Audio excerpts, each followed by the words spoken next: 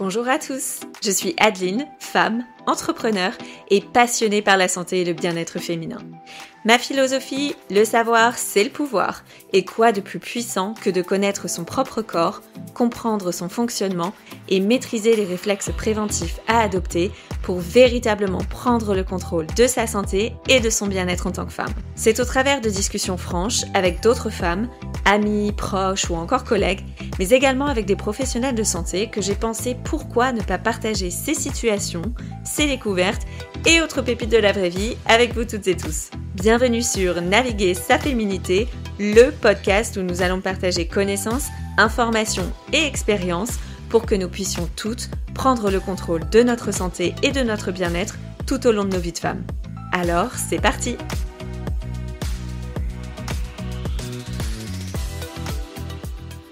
La contraception, c'est un choix très personnel et souvent crucial dans la vie des femmes. Si les options comme la pilule, le stérilet ou encore l'implant sont largement discutées, il existe aussi des méthodes naturelles moins connues qui peuvent s'avérer très efficaces quand elles sont bien maîtrisées. Parmi elles, la symptothermie se démarque comme une méthode basée sur l'observation et la compréhension de son corps. Elle ne nécessite aucun dispositif hormonal ou invasif et permet aux femmes de mieux comprendre leur cycle menstruel, que ce soit pour éviter une grossesse, la planifier ou simplement pour se reconnecter à leur physiologie naturelle. Mais concrètement, comment ça marche ? Est-ce vraiment fiable et surtout, comment éviter les pièges d'une mauvaise information et d'une formation peu sérieuse ? Pour répondre à toutes ces questions et démystifier cette méthode, j'ai le plaisir de recevoir Sarah, naturopathe et spécialiste en symptothermie. Avec elle, nous allons explorer en détail cette méthode, ses avantages, ses limites et ce qu'il faut savoir avant de se lancer. Bonne écoute! Bonjour Sarah! Bonjour! Je te souhaite la bienvenue sur le podcast Naviguer sa féminité. Je suis ravie de t'avoir comme invitée aujourd'hui et notamment ravie de discuter d'un sujet qui concerne beaucoup de femmes, le sujet de la contraception, mais plus particulièrement la contraception naturelle et la symptothermie, puisque tu es experte sur ce sujet. Ce que je te propose, avant qu'on démarre, c'est de pouvoir te présenter aux auditeurs. Eh bien, avec plaisir, merci déjà pour l'invitation. Alors moi, c'est Sarah Mathieu, j'ai 36 ans et je suis naturopathe de profession. Et parallèlement à ça, j'ai découvert en fait la symptothermie que j'ai d'abord utilisée personnellement et puis assez rapidement, je me suis formée pour former d'autres personnes à la méthode. Donc ça fait pratiquement 13 ans que j'accompagne maintenant des couples ou des femmes à la symptothermie. D'accord, donc tu as effectivement démarré assez tôt, puisque c'est vrai qu'on entend de plus en plus parler de symptothermie, de cette méthode-là, mais je dirais que c'est quand même encore assez récent. Donc tu as fait vraiment partie des créateurs de tendance, du coup, si tu as démarré effectivement il y a 13 ans. Oui, enfin 13 ans pour accompagner, après 14, 15 ans bientôt maintenant pour l'observation personnelle, puisque j'ai commencé à 21 ans. Et donc c'est pour ça que tu es sur ce podcast aujourd'hui, pour nous parler justement de ton expertise sur ce sujet. Qu'est-ce que tu peux nous dire sur la symptothermie? Déjà, la symptothermie, c'est quoi? Alors la symptothermie, c'est une méthode d'observation du cycle où on va venir en particulier observer surtout les signes de fertilité, notamment la glaire cervicale et ou le col de l'utérus, en fonction de la température basale. C'est ça que ça veut dire symptothermie, c'est les symptômes de fertilité, comme la glaire et le col, en fonction de la prise de température basale. D'accord. Donc c'est une méthode qui est totalement naturelle et qui repose vraiment sur l'observation de son corps de différentes manières. C'est ça, c'est l'observation de son corps, surtout en faisant un double contrôle. C'est ça la particularité de la symptothermie par rapport à d'autres méthodes d'observation du cycle qui s'utilisent aussi en contraception ou aide à la conception. Je pense notamment à la méthode d'ovulation Billings, les méthodes calculothermiques comme celle avec l'application Natural Cycles, qui sont d'autres méthodes d'observation du cycle qu'on utilise en contraception ou pour l'aide à la conception. Eh bien, la D'accord. symptothermie, ce qu'elle a en plus, c'est qu'elle a un double contrôle, c'est-à-dire qu'on a deux signes de fertilité qu'on observe, donc soit la glaire, soit le col, en fonction de la température basale. Et c'est en croisant ces deux signes-là qu'on arrive à une très haute efficacité contraceptive et qu'on arrive à affiner de façon très claire et très précise la période fertile du cycle. Et du coup, tu parlais d'autres méthodes qui sont des méthodes naturelles, la méthode Billings et... Les méthodes calculothermiques. Mais les méthodes calculothermiques, ce sont des méthodes où on fait un calcul un peu comme avec la méthode Euginot, qui est une autre méthode, une des premières méthodes de contraception naturelle, on va dire, qui date voilà, assez ancienne, hein, des années 40, 50, où on faisait en fait un calcul sur la période fertile théorique, l'ovulation théorique, Ok, en supposant qu'on ovulait, que toutes les femmes ovuleraient autour du 14e jour de leur cycle. d'accord. 14 jours avant les règles, pour être plus précise. Donc ça, c'est la méthode de Gino. Et très souvent, d'ailleurs, on confond l'ensemble des méthodes naturelles avec la méthode de Gino, hein, et qui n'a, en fait, voilà, qui est vraiment, qui sont des méthodes, enfin, qui est une méthode vraiment très différente de la symptothermie, en tout cas. Et est-ce que tu peux nous expliquer du coup les différences principales entre cette méthode-là, la méthode de la symptothermie, et les autres méthodes de contraception qui existent, qu'elles soient naturelles d'ailleurs ou pas? Alors, bon, dans le monde des contraceptions, c'est très, très Beaucoup de vaste, choses. hein. Donc, les différences, il y en a à peu près 1000. Disons que il y a différentes catégories de contraception. Il y a les méthodes de contraception que je classe dans la catégorie des contraceptions conventionnelles, Mhm. comme les contraceptions hormonales, le stérilet au cuivre. Voilà, on est dans de la contraception conventionnelle, la ligature des trompes, la vasectomie. Voilà, tout ça, ce sont des contraceptions conventionnelles proposées aujourd'hui dans un cadre médical par les médecins, les gynécologues, les sages-femmes. Même le préservatif et le spermicide sont encore, enfin, sont des contraceptions considérées comme conventionnelles. Voilà, sont proposées. Si on va chez le gynécologue, on peut éventuellement se faire proposer ce genre de contraception. Mhm. Donc, parmi ces contraceptions, bah, il y a des contraceptions qui sont des méthodes barrières, donc comme notamment les préservatifs, les spermicides. Donc, ça va empêcher la rencontre des gamètes, hein, donc des spermatozoïdes avec un ovocyte. C'est ce qu'on appelle les contraceptions barrières. Et puis, vous avez des contraceptions qui vont altérer, modifier le cycle menstruel, comme toutes les contraceptions hormonales. En fait, les contraceptions hormonales, que ce soit la pilule, le patch, l'anneau, l'implant, le stérilet hormonal, l'injection, tout ça, ce sont des contraceptions hormonales où le but, c'est d'apporter un progestatif, qui est une sorte Mhm. de copie grossière de notre progestérone qu'on produit naturellement. Donc là, c'est pas la même chose, c'est une autre, c'est une copie un peu grossière de notre propre hormone. Ouais. Et ce progestatif, il va faire croire à notre cerveau qu'on a déjà ovulé. Et du coup, que c'est pas la peine de relancer une ovulation. Donc le cycle menstruel va s'arrêter. D'accord. Voilà, c'est très schématisé, mais c'est en gros comment ça se passe. C'est pas toujours exactement comme ça, mais c'est en gros comment ça se passe. Après, on rajoute très souvent de l'éthynylstradiol, pardon. On rajoute donc un œstrogène synthétique qui s'appelle de l'éthynylstradiol Mhm. et qui vient mimer un peu plus, créer de faux saignements en fait. Au moment où on arrête la pilule, par exemple, ça crée des saignements, mais qui ne sont pas des règles, mais c'est ce qu'on appelle des hémorragies de privation. Ça saigne parce qu'on arrête de prendre le comprimé. Oui, c'est pour ça qu'on parle de fausses règles du coup quand on est sous pilule typiquement. Exactement.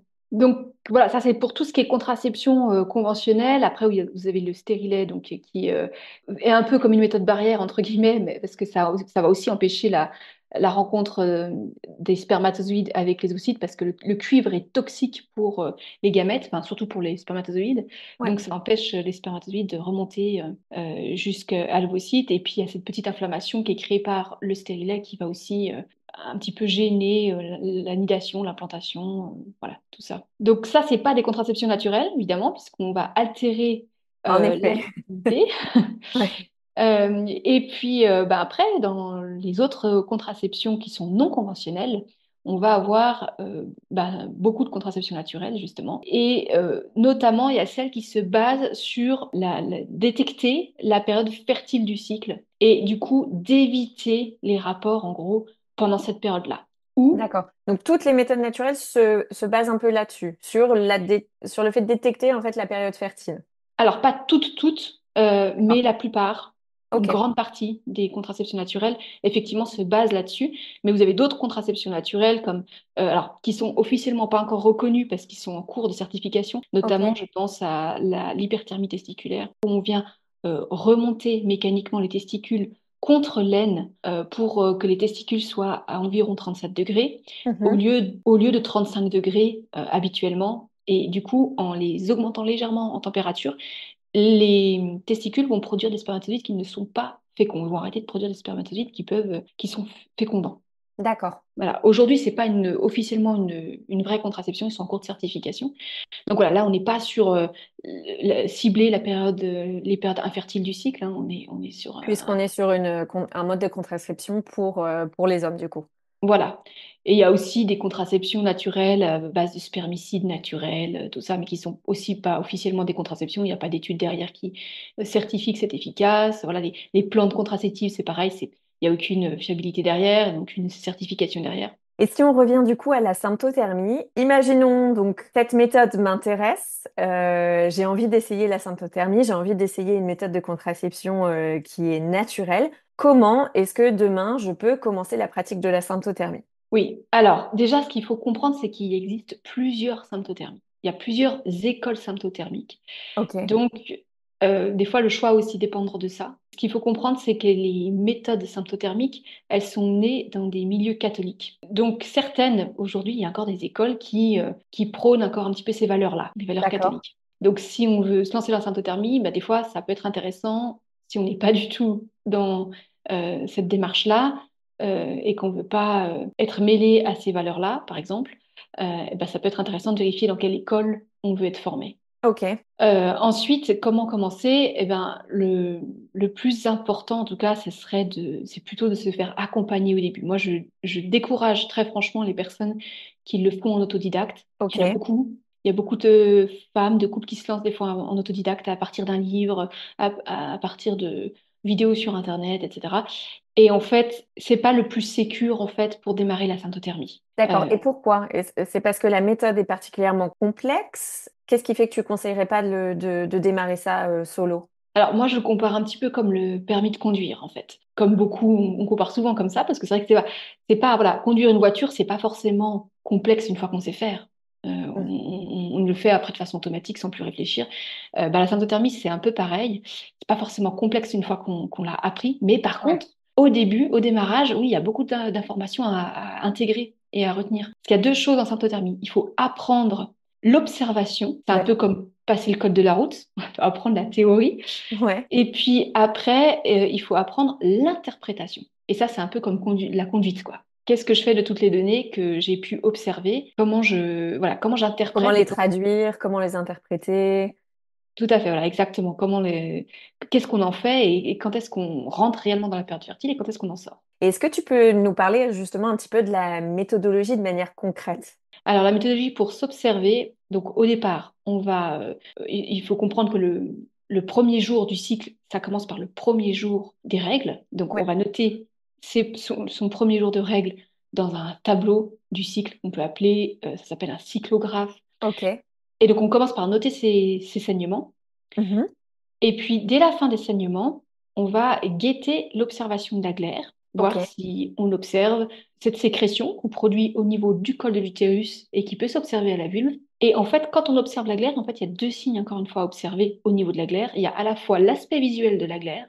Est-ce que c'est une glaire qui est plutôt blanchâtre, opaque, collante, pâteuse, ou est-ce que c'est plutôt une glaire qui devient transparente, filante, translucide, qui est élastique, Mhm. qui est liquide comme de l'eau. Voilà, tout ça, c'est des formes de glaire qu'on peut observer.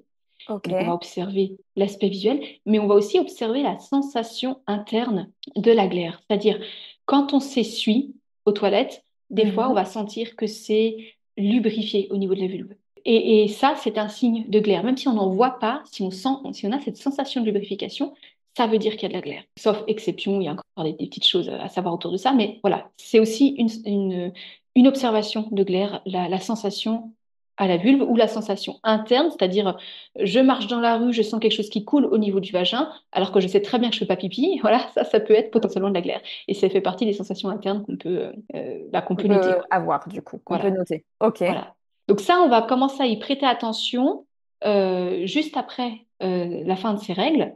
Juste à la fin de Ok. ces règles, on prête attention à la glaire. Et puis, en général, parallèlement à ça, on va commencer aussi à prendre sa température. Ça dépend un petit peu de la longueur du cycle. En tout cas, moi, dans la méthode que j'enseigne, parce que j'enseigne la méthode Eden Fertilité, qui est l'école aussi dans laquelle j'enseigne la symptothermie. On ne recommande pas forcément de toujours prendre sa température pendant les règles, parce que c'est pas toujours nécessaire. À moins d'avoir des cycles très très courts, on peut prendre sa température un peu plus tard, voire même plusieurs jours plus tard après la fin des Après règles. la Si fin des on a, règles. voilà, si on a des cycles très très longs, on peut retarder la prise de température. Ok, Donc voilà, la prise de température, ça se fait le matin au réveil. C'est pas nécessairement à heure fixe, c'est pas forcément en rectal, parce qu'on entend souvent ça. C'est une prise de température qui peut se faire soit en buccal, soit en rectal, soit en vaginal. Il faut choisir son lieu de prise. d'accord, ok. Et puis après, c'est le matin au réveil. Donc peu importe à l'heure à laquelle on se réveille, en gros, on prend sa Donc on est température. encore dans le lit, hop, on prend le thermomètre et on prend sa température. Exactement, voilà, faut pas Ok, se lever avant, faut bien la prendre avant de se lever. ok. Donc Et encore allongé au lit tranquillement. voilà. Ok, Et aujourd'hui, il y a même des thermomètres un peu plus spécifiques, alors que c'est pas tout à fait officiellement de la symptothermie, je ne recommande pas forcément d'utiliser ça d'emblée, mais qui parfois, dans certains cas, peuvent faciliter la vie. Notamment, il y a des thermomètres dits intelligents où on peut les garder toute la nuit. Donc, notamment, il y a un bracelet qui s'appelle le Thumb Drop d'accord. Ok. voilà, qui se met autour du bras. Il y a aussi l'Apple Watch, certains Apple Watch, Ouais. qui peut prendre la température aussi la nuit et qui semble être Suffisamment précis? voilà, suffisamment Ouais. précis. On manque encore un petit peu de recul et de données pour dire que c'est vraiment OK avec la symptothermie. Hmm. Mais si on fait un comparatif sur 6 cycles, ben, et au bout d'un moment, des fois, on peut se dire, ben, OK, les deux courbes sont cohérentes, on peut s'appuyer dessus. Ok. Donc observation de la glaire, la température. Et voilà. Et puis, des fois, alors, il y a des personnes qui préfèrent observer le col de l'utérus. Par contre, c'est au lieu de la glaire, hein, voilà. Mais par contre, on va éviter de faire les trois en même temps. C'est pas, ça n'apporte pas forcément un plus. Dans certains cas particuliers, on peut le faire, notamment pendant la période d'allaitement. Des fois, un petit contrôle au niveau du col de l'utérus, ça rassure un petit peu pour savoir où on se trouve parce qu'on est dans une période un peu particulière de sa fertilité. Ouais. Donc là, voilà, l'allaitement, la préménopause, ce sont des cas un petit peu particuliers où des fois on peut éventuellement faire un peu les trois. Mais D'accord. sinon, en principe, c'est soit glaire plus température, soit col plus température. D'accord. Et pour le col, du coup, c'est une autopalpation qu'on va faire. Donc ça veut dire qu'on va aller venir palper son col de l'utérus avec la pulpe des doigts. Et on peut le faire, du coup, juste une fois par jour, par exemple. Juste à la fin de la douche, parce que c'est là où on a les mains le plus propres, qui va éviter de rapporter certaines bactéries vers la zone un peu fragile du col. Mhm. euh, et de venir voilà, faire une autopalpation pour vérifier si le col est plutôt mou, ouvert, haut, ce qui veut dire qu'on est plutôt fertile, hein, qu'on est en période fertile. Et il redescend, qu'il est plutôt dur et qu'il se referme, eh ben, on est en période infertile. D'accord. Donc ça, c'est un petit peu plus... ça demande effectivement, je pense, un petit peu plus de pratique pour être en mesure justement d'interpréter la hauteur, la sensation, etc., etc. Ah oui, tout à fait, parce que alors, le col de l'utérus, c'est pas... enfin, disons que c'est essayer de voir quelque chose avec le bout de ses doigts. Donc, Oui, ça demande quand même un peu de plus complexe. pratique. Et puis, en général, il faut bien une dizaine d'autopalpations avant d'avoir une petite idée de, ah, tiens, c'est plus haut, c'est plus dur, Ouais. c'est, voilà. Et donc, du coup, ça, c'est sur la partie observation et sur la partie interprétation. Alors, sur la partie interprétation, ça va se faire aussi, en général, on va le faire en plusieurs étapes avec la formatrice qui accompagne la personne pour apprendre la symptothermie, parce Ouais. qu'il y a beaucoup de règles à retenir, en fait, au début. Et si on essaie de tout intégrer d'un coup, on ne retient pas. Donc, il y a plusieurs. Là c'est là où vraiment ça diverge par rapport aux différentes écoles qui existent. Il y a différentes interprétations par rapport à ça. D'accord. Donc, certaines vont interpréter la glaire en fonction de la température, de l'emplacement de la température. C'est-à-dire qu'on va chercher dans ces observations de glaire à quel moment on voit un basculement de glaire vers une qualité moindre. À quel moment on D'accord. se dit, tiens, c'était une très très bonne qualité la veille, et là, c'est en train de devenir moins bon, moins joli. C'est en train de basculer, ou voir ça disparaît, il n'y a plus de glaire du tout. Donc on va repérer ce point-là, et puis on va aussi, d'un autre côté, repérer la montée de température. À quel moment on voit que la température décale vers le haut. D'accord. Pourquoi? Parce que juste après l'ovulation, on va se mettre à sécréter, en principe juste après l'ovulation, mais des fois c'est plus ou moins en même temps, on va se mettre à sécréter de la progestérone. Mhm. Et la progestérone, c'est une hormone qui va accélérer notre métabolisme, au cas où il y aurait un éventuel embryon en route pour développer un autre être humain, parce que développer un autre être humain dans son corps, ça demande énormément d'énergie, donc ça fait Mm. accélérer notre métabolisme. Et en accélérant notre métabolisme, eh ben, la température basale va légèrement augmenter. Donc on va repérer à quel moment la température augmente et elle va se maintenir en plateau haut jusqu'à l'arrivée des règles. D'accord. Donc en fait, c'est tout sur la, entre guillemets, sur la seconde partie du cycle menstruel où on est censé du coup observer cette montée de la température basale et se stabiliser du coup jusqu'aux règles. Exactement. D'accord. Donc là, il y a différentes écoles. Certaines vont dire il faut 3 températures hautes après ce basculement de qualité de l'air. D'autres Mm. vont dire on regarde d'un côté le basculement de la glaire, de l'autre la montée de température. Celui qui est validé en dernier va fermer la fenêtre de fertilité. Enfin voilà, il y a différentes façons de faire. Donc D'accord. ça, c'est pour surtout fermer la fenêtre de fertilité. Mais après, il y a aussi un double contrôle pour ouvrir la fenêtre de fertilité, qui est un peu complexe. Je ne sais pas si on peut aussi facilement l'expliquer sur un podcast. Mais disons qu'il y a un Tout à fait. jour un point repère dans le cycle de la personne en fonction de sa rythmicité, de la rythmicité de ses cycles, qui D'accord. va nous dire, tiens, là, à partir de là, en général, cette personne-là commence à être fertile. Donc, c'est un point pour dire, voilà, même si je ne vois pas de glaire ce jour-là, si je passe ce point-là, c'est un point où je dois me considérer fertile. Et puis, le double contrôle se fait quand même parce que si on voit de la glaire avant ce jour-là, eh ben, on doit aussi se considérer fertile. En moyenne, après combien de temps, après combien peut-être de cycles, est-ce que une personne peut considérer que elle a bien pris en main cette méthode? Puisque j'imagine effectivement qu'il faut quand même plusieurs cycles pour vraiment commencer à voir une espèce de tendance, une espèce de pattern se dessiner pour véritablement être en mesure de se dire, bon, bah, ça, c'est ma fenêtre de fertilité, ça, c'est les signes que je dois observer, ça, c'est l'interprétation que je dois en faire. Donc, combien de cycles est-ce qu'il faut en moyenne pour vraiment maîtriser la méthode? Oui, alors exactement, il faut effectivement plusieurs cycles pour se rendre compte de tout ça. Et donc en moyenne, vraiment la grande majorité des personnes, c'est quand même 6 cycles. D'accord. Entre 5 et 6 cycles, on va dire, 5 cycles, c'est un peu le minimum. Mais les personnes qui se forment en seulement 3 cycles, alors surtout quand c'est pour de la contraception, quand c'est pour l'aide à la conception, c'est encore différent parce que l'enjeu n'est pas le même. Oui.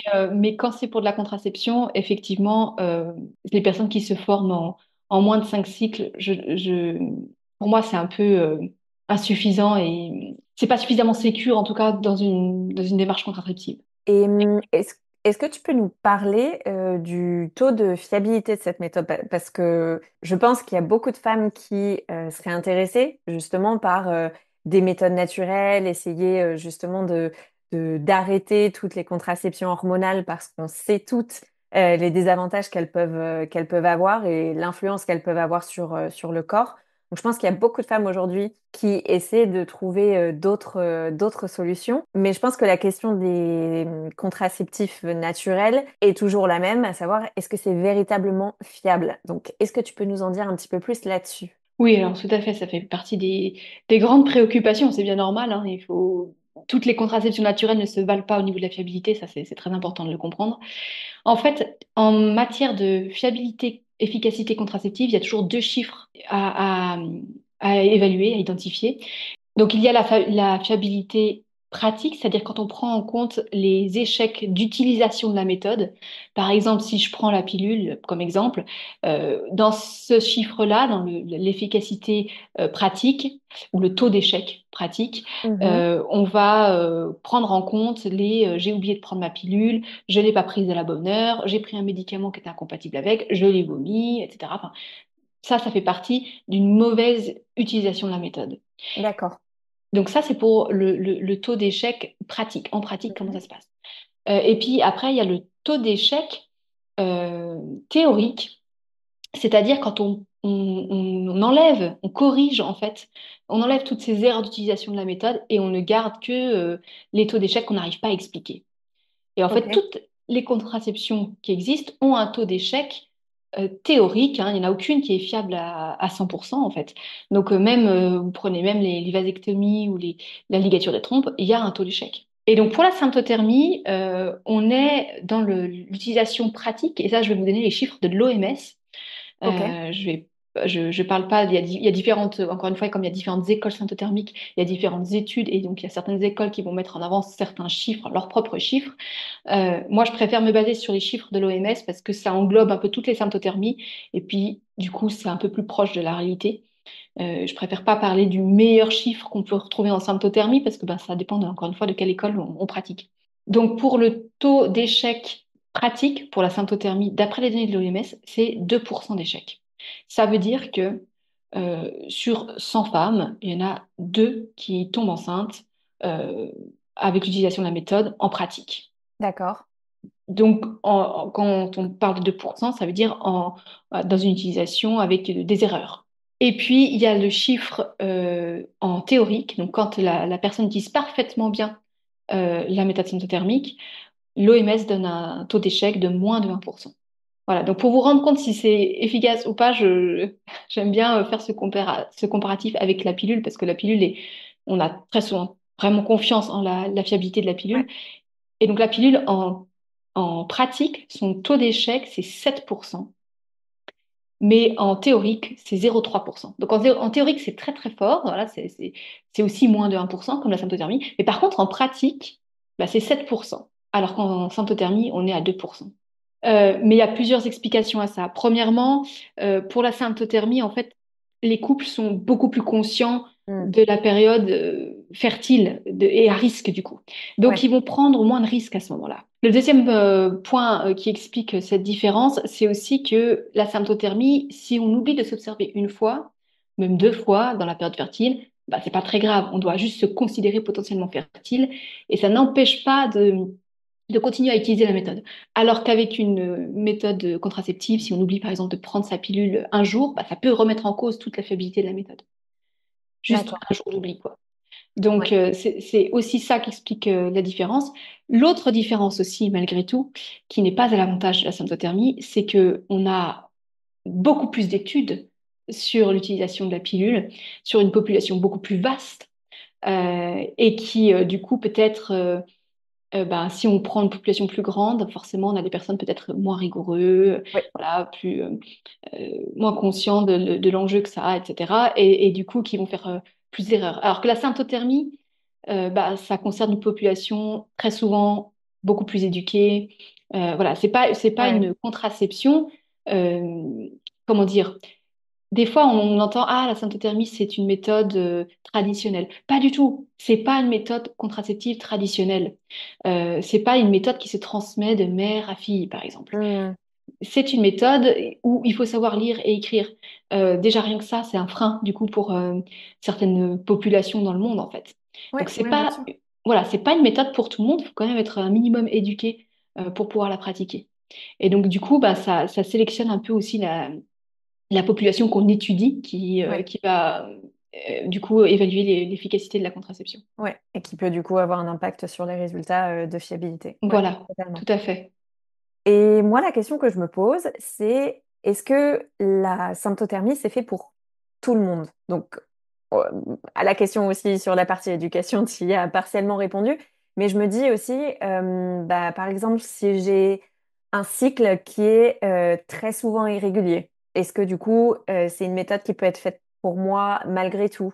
Si je suis en postpartum, est-ce que je peux du coup assurer ma contraception en réutilisant la symptothermie, par exemple? Oui, alors en fait, c'est pour tous les profils de cycle, ça oui. C'est-à-dire qu'on peut adapter la symptothermie à tout profil de cycle, même les cycles irréguliers. Moi, c'est mon cas, j'ai des cycles très irréguliers et pourtant je pratique depuis pas mal d'années maintenant et voilà, sans problème. Donc, ça s'adapte à tous les profils de cycle. Après, c'est pas forcément confortable pour tous les profils de cycle. C'est sûr qu'avec des cycles très, très irréguliers, bah, il y aura une période potentiellement fertile beaucoup plus longue parce on va Hmm. mettre du temps à fermer la fenêtre fertile. Donc, ça peut être moins confortable quand on a des cycles très, très irréguliers. Après, à la question, est-ce que c'est fait pour tout le monde? Non, clairement, c'est pas une méthode qui est faite pour tout le monde, comme je viens de le dire. Donc, il faut d'abord savoir lire et écrire. Donc, déjà, ça, Hmm. c'est un premier frein. Et puis, deuxième frein, il y a des personnes qui n'ont pas envie de s'observer.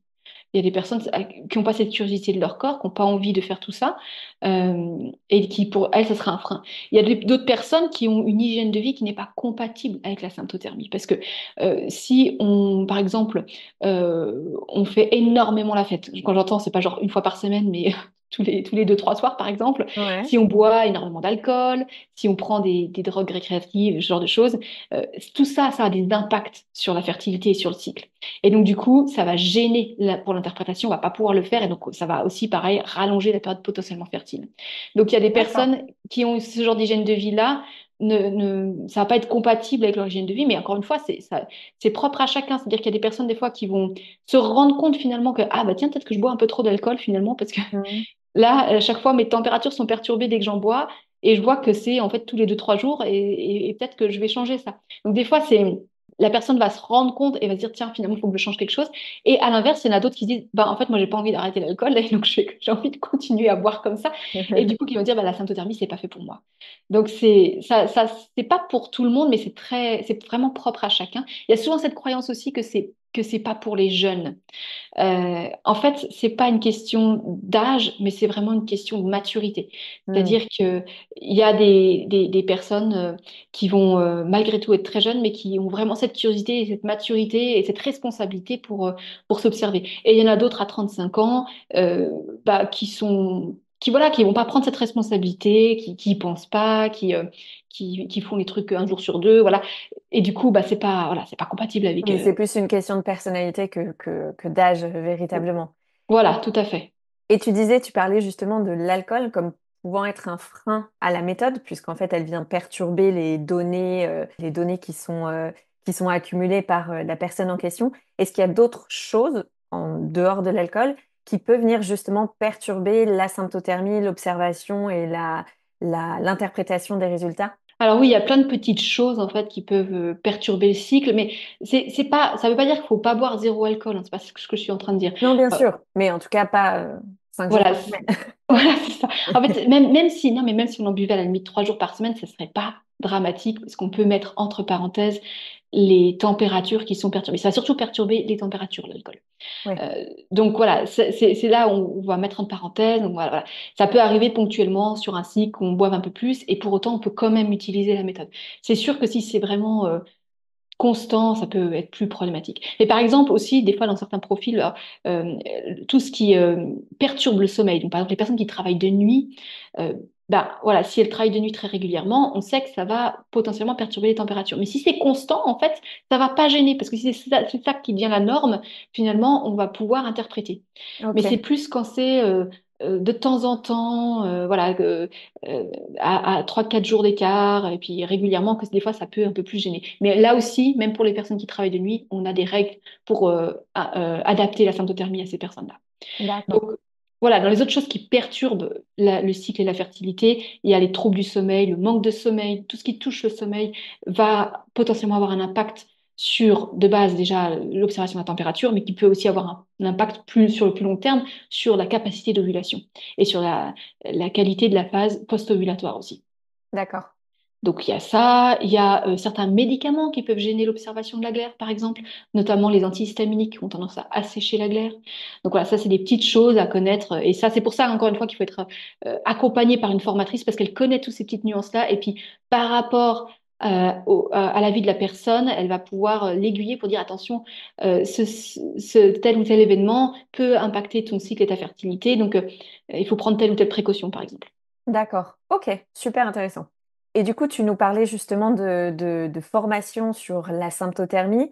Je pense que pour les gens qui seraient intéressés par la méthode, on trouve beaucoup de choses. Il y a beaucoup de formations différentes. C'est un peu difficile de s'y retrouver sur qu'est-ce qui est sérieux, qu'est-ce qu'il y a un peu moins, quelles sont les différences entre les différentes formations qui existent. Donc, comment est-ce qu'on peut s'assurer, quand on se lance sur cette méthode, comment est-ce qu'on peut s'assurer que la formation qu'on choisit est la bonne et est une formation sérieuse? Oui, alors c'est une très bonne question. Alors il y a, comme je disais avant, il y a plusieurs écoles symptothermiques, donc ça va dépendre encore une fois le choix de quelle école, vers quelle école on veut aller. Et donc il y a des écoles qui ont des études de fiabilité derrière, il y en a qui n'en ont pas. Donc déjà ça peut être des fois un choix de formation. Ensuite, il faut surtout regarder la personne qui va nous accompagner, c'est la formatrice en symptothermie, pardon. Il faut regarder si cette formatrice en symptothermie, elle est certifiée dans l'école qu'elle prône, qu'elle D'accord. défend. Parce qu'il y a malheureusement aussi des formatrices qui ne sont pas certifiées et qui enseignent la méthode voilà, sans aucune formation professionnelle derrière. Et en fait, ben, ça, c'est pas suffisamment sécure parce que ces personnes qui forment d'autres personnes sans avoir une formation professionnelle, elles se basent en fait d'abord sur leur connaissance de leur propre cycle. Mhm. Et donc, c'est une base intéressante, certes, mais ça ne permet pas de balayer et de voir tous les cas particuliers. Et donc, il y a certains cas particuliers où bah, il faut un peu plus que juste avoir vu ses propres cycles, même si on pratique depuis 2, 3 ans, il faut un peu plus que d'avoir vu juste ses propres cycles. Oui, il faut avoir vu un peu de diversité.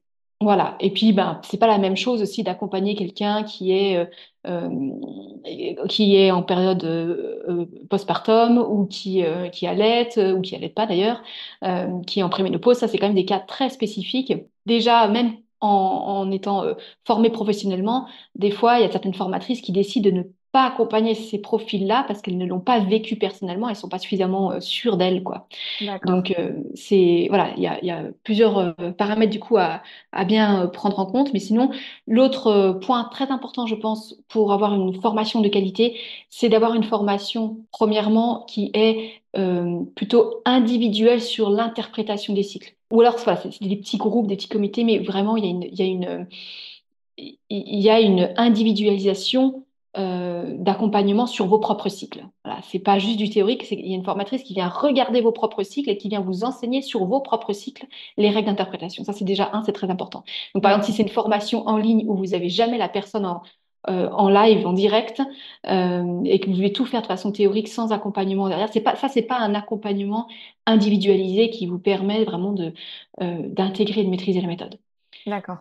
L'autre point, c'est d'avoir, moi j'encourage vraiment à au moins 5, 6 cycles d'accompagnement. Moins que ça, en général, c'est pas une formation qui sera suffisamment sécure pour l'utilisation de la contraception. Encore une fois, quand c'est de la conception, c'est différent. Ça peut être plus court. Mais pour la contraception, 6 cycles, c'est un petit peu le 5, 6 Le cycles, en tout cas, c'est minimum. un petit peu le minimum. Mhm. Ok. Et cette formation, typiquement la formation que toi tu animes, elle dure combien de temps? Elle dure du coup ces 5 6 cycles que tu recommandes d'avoir comme minimum avant de pouvoir vraiment maîtriser la méthode? Oui, alors voilà, moi je forme avec la méthode Eden Fertilité et je forme des formatrices chez Eden Fertilité. Et donc toute l'équipe Eden Fertilité, on forme sur 5, 6 cycles, en tout cas, enfin, voilà, on encourage vivement 6 cycles pour vraiment maîtriser la méthode.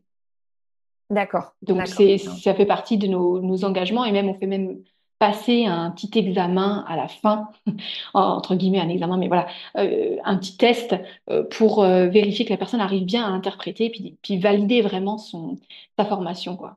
D'accord. Et est-ce qu'après la formation, si les personnes qui sont venues chez vous ont des questions, ont des interrogations parce qu'il y a des changements peut-être dans leur cycle ou ils observent des choses qu'ils n'avaient pas observées avant, etc. J'imagine il y a toujours aussi possibilité de se remettre en contact avec sa formatrice, de lui poser des questions. Oui, tout à fait, oui, oui, ça c'est indispensable.